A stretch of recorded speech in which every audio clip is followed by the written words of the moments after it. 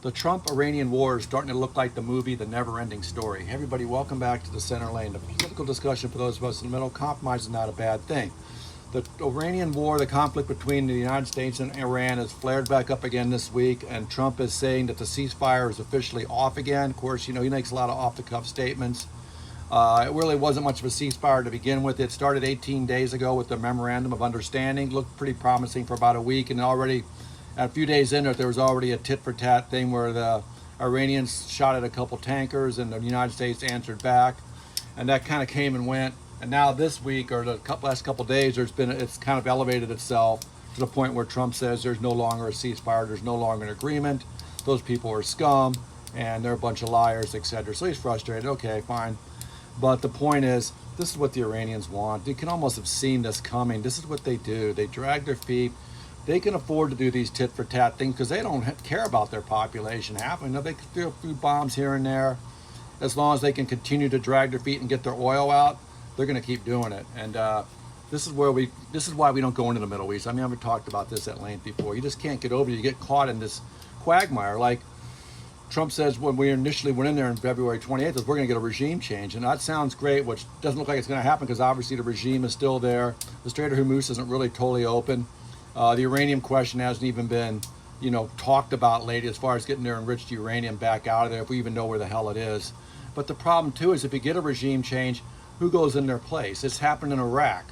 We thought we could get Saddam Hussein out of there, and we turned into a 7-year cluster, with the rise of ISIS and all these other smaller groups are, are looking to gain power themselves, start infighting, civil wars, etc. Probably the same thing would happen in Iran as well, unfortunately. There's not some complacent, docile, gentle leadership that wants to be friends with the United States that's going to rise up there and take the mantle. It's very unlikely. So here we are. It's a place we probably didn't need to be in the first place. We were doing pretty good with just the sanctions before we started this war, but now we're here. We're in this war. What do you think is going to happen next? I don't know. I really don't know. Even the negotiations have gone to a trickle there. Witkoff and Jared went back home last week because they got nothing was going, and Iran said we're not going to do this anymore because Lebanon and Israel are still fighting. They put that as a condition as well. Conditions that we really don't have any power over, and it's really hard to keep. I mean, how are we going to make sure that Lebanon or Hamas or Lebanon and Hezbollah and Israel, the three of them, can coincide in peace? It's beyond our control. And as long as Iran can use that as an excuse, you can say, well, look, I know we had 60 days. We got to extend that 60 days out. Now, that's coming. I mean, if negotiations do continue at any way, shape, or form, 60 days ain't going to cut it. We can't even get this Strait of Hormuz thing going all the way. So, yeah, it's a big mess. Do I think a full-blown war will come back up? No, because the elections are coming up.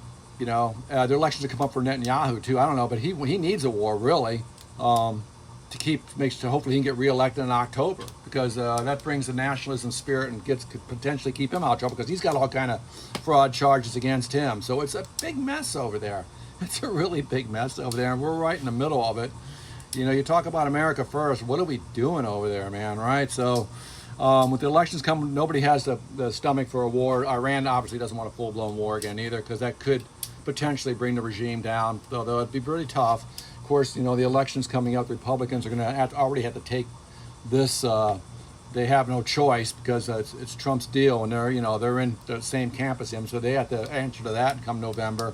And if we're in a full-blown war again, that's going to make it. Then it might possibly be not only the House, but also the Senate falling as well if that goes on. So we'll see what happens.